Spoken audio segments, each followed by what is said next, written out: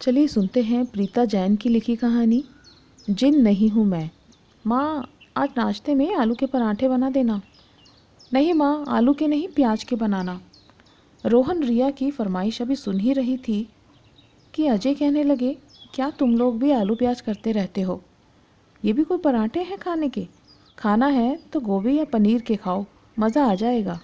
जब तक तीनों अपनी अपनी पसंद नापसंद बता रहे थे, तब तक विनीता ने थोड़ा थोड़ा आलू प्याज पनीर का मिश्रण तैयार कर नाश्ता मेज पर लगा दिया। कहने को तो घर में 4 ही लोग थे, पर सबकी पसंद अलग अलग होने की वजह से विनीता का अधिकतर समय किचन में ही निकल जाता। फिर केवल खाने का ही तो काम नहीं होता घर में, और भी तो कितने काम होते हैं। यूँ तो उसने घरेलू कार्यों के लिए बाई रखी हुई है, पर सफाई पसंद होने की वजह से अधिकतर काम या तो खुद करती या अपनी उपस्थिति में ही बाई से करवाती।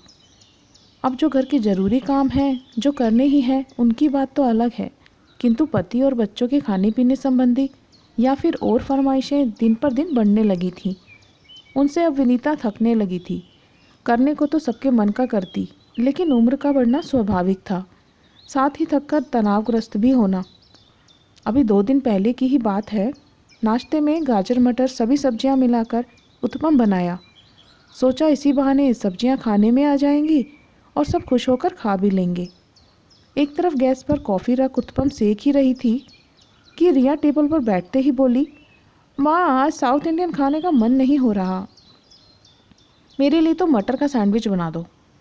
रिया को बोलते देख रोहन भी बोला, मुझे भी उत्पम नहीं खाना, डोसा खाना है। अजय भी अलग से तो कुछ और बनाने को नहीं बोले, हाँ इतना ज़रूर कहने लगे, उत्पम के साथ नारियल धनिया दोनों चटनी बना लेना। एक तो सुबह का समय, वैसे ही घर में कई काम रहते हैं, फिर भी सब खुश होकर खा लेंगे, यही सोचकर उत्पम बना लिया था। अब सबकी अलग अलग फरमाइशें सुनकर समझ नहीं आ रहा था क्या पहले बनाऊं क्या बाद में, क्योंकि तीनों एक साथ टेबल पर ब्रेकफास्ट करने बैठ गए थे। वजह कॉलेज या ऑफिस जो जाना था। अब कैसे बनेगा इससे कोई मतलब नहीं, जल्दी चाहिए तो चाहिए। खैर फटाफट गैस के तीनों बर्नर पर एक साथ खाने का काम निपटाया। हड़बड़ाहट में थकान हो गई सो अलग, फिर भी ज़रा देर बैठी नहीं, क्योंकि अभी सफाई और कपड़ों की धुलाई सारे काम ज्यों के त्यों पड़े हुए थे। धीरे धीरे सब घरेलू कार्य समाप्त कर खाने की तैयारी करने लगी। कब शाम हो गई मालूम ही ना पड़ा। रोहन पहले कॉलेज से वापस आया, मिल्कशेक पीकर खेलने चला गया। थोड़ी देर में रिया फिर अजय भी ऑफिस से आ गए। अजय को चाय, रिया को मिल्कशेक बनाकर दिया तो बोली, माँ ये नहीं, फ्रूट चाट बना दो। कहा भी आज बन गया, ले लो, कल सबके लिए चाट बना कर रखूँगी। वह मुश्किल 2-4 घूंट ही पिया, वापस गिलास टेबल पर रख दिया। अब विनीता का ही मन नहीं माना, भूख लगी होगी, सोच फिर फ्रूट चाट बनाकर दे दी। शाम के सभी काम निपटाकर ठीक ठाक कर दिया। दिया बाती जलाकर बैठी ही थी कि रोहन आ गया। आते ही कहने लगा, माँ, कल स्कूल में स्पोर्ट्स ड्रेस पहनकर जाना है, तैयार तो है ना? पर कल तो मंगलवार है, वो तो शनिवार को पहननी होती है, इसलिए प्रेस के कपड़ों में रखी है।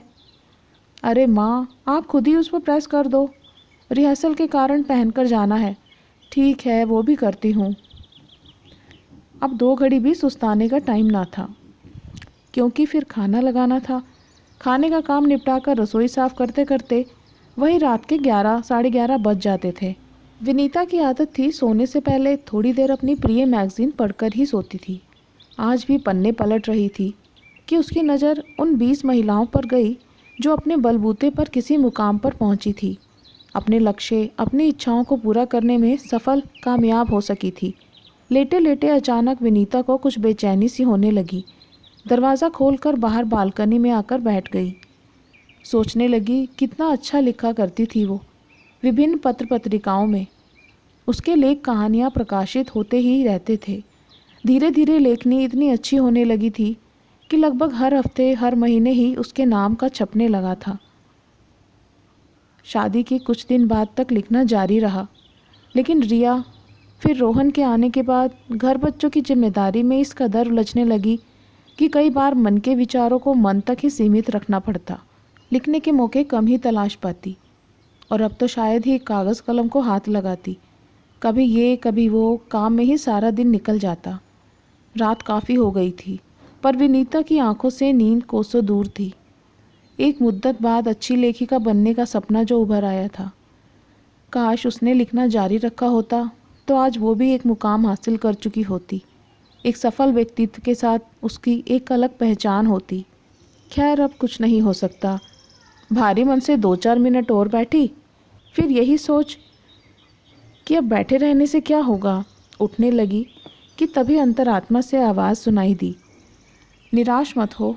यदि अभी भी दिल में आस और लगन है तो इस जीवन में कुछ भी खत्म नहीं होता। जहाँ से चाहो, जब चाहो, किसी भी पड़ाव से मनचाही मंजिल पा सकते हो। बस ज़रूरत है आत्मबल, आत्मविश्वास के साथ अडिग संकल्प कर उस पर डटे रहने की, स्वयं से किए वादे को हर परिस्थिति का सामना कर आजीवन निभाने की। जाने ऐसा क्या हुआ कि इस दिल की आवाज़ सुनकर विनीता को लगा कि एक नई चेतना, एक नई उमंग ने शरीर के अंतर्मन में जन्म ले लिया है। उसे लगा अब फिर से समय आ गया है कि पारिवारिक दायित्वों के साथ अपने सपनों को यथार्थ रूप दे सके, क्योंकि जीवन एक ही बार मिला है, इसलिए आत्मिक खुशी और संतुष्टि महसूस कर भरपूर जिए। किंतु कैसे संभव होगा? इतनी जिम्मेदारियों के बीच लिखने के लिए वक्त कहाँ से आएगा? सारा दिन तो घर के खाने पीने के काम में ही निकल जाता है, ज़रा भी समय नहीं मिलता। फिर कुछ लिखने के लिए, विचारों को मूर्त रूप देने के लिए एक आध घंटे कहाँ से लाऊंगी? कैसे ये संभव होगा? यही सब सोचते सोचते विनीता के सिर में दर्द होने लगा। नींद तो अब भी आंखों में ना थी, किंतु अगले सारे दिन के काम की सोचते हुए आराम करना ज़रूरी समझा। मन ही मन उसे लगा हर समस्या का समाधान होता है, मेरा भी होगा, कैसे न कैसे। अगले दिन यंत्रवत से विनीता काम तो करती रही, किंतु आज उसका मन यही सोच अधीर व्याकुल हो रहा था कि अपनी दिनचर्या को किस तरह व्यवस्थित करूं, जिससे खुद के लिए वक्त निकाल सकूं। पर कहते हैं ना, उम्मीद नहीं खोनी चाहिए, कुछ ना कुछ रास्ता निकल ही आता है। आदतन सारे काम कर ही रही थी। डिनर में छोले भटूरे बनाकर रखे थे।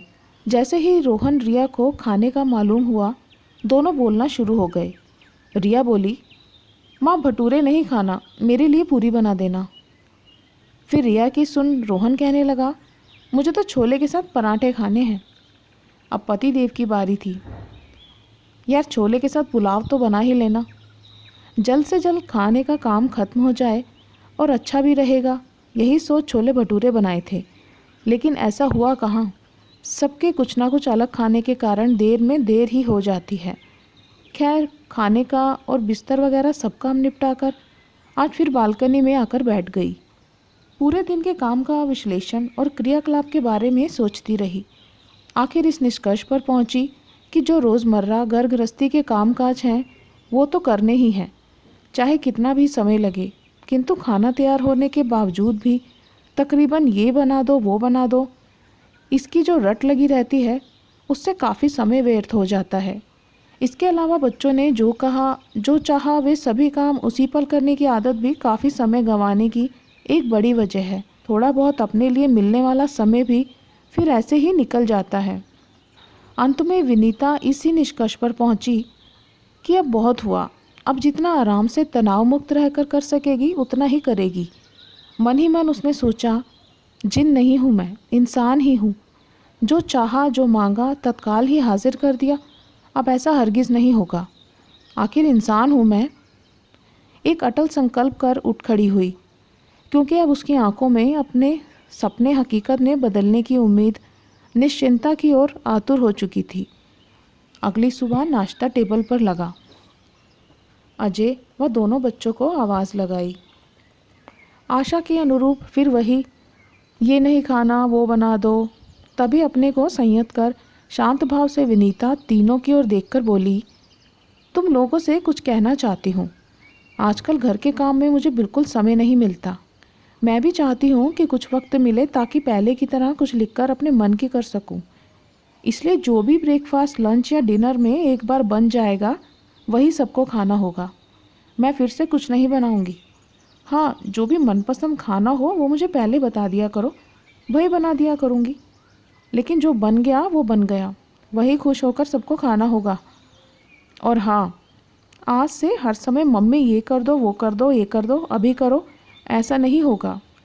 एकदम से ना बताकर थोड़ा पहले बताना होगा, जिससे बिना अफरा तफरी के आराम से काम कर सकूं, बेवजह की तनाव और थकान को अपने ऊपर हावी ना होने दूं, और सबसे अहम, स्वयं के लिए समय निकाल सकूं। आखिर मेरी अपनी भी तो कुछ इच्छाएं और वजूद हैं। तीनों, जो एकदम बिना पलक झपकाए विनीता की ओर देख रहे थे, समझ नहीं पाए कि आज क्या हो गया। पर फिर भी समय की नज़ाकत को समझते हुए अजय बोले, जैसे आपकी मर्ज़ी हुजूर, आपके आदेशों को सिराखों पर हम सब मिलकर निभाएंगे। तो फिर ठीक है, अब जो बना है यही आप सब खा लो, ताकि मैं जल्दी जल्दी बाकी काम निपटा सकूं। इतना कह विनीता स्वयं को हल्का और तनाव मुक्त महसूस कर रही थी। आज उसकी अंतरात्मा बहुत खुश थी।